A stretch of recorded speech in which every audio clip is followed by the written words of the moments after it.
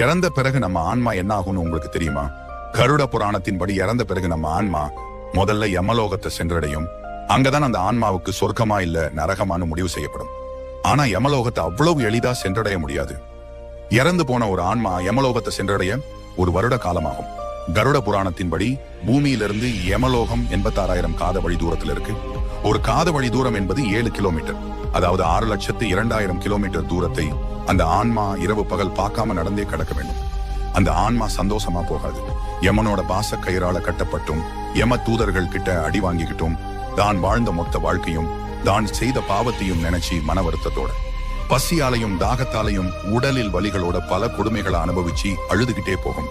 இப்படித்தான் ஒரு ஆன்மா இறந்த பிறகு இருக்கும்னு கருட புராணம் சொல்லுது. இத பத்தி நீங்க என்ன நினைக்கிறீங்க? கமெண்ட்ல சொல்லுங்க.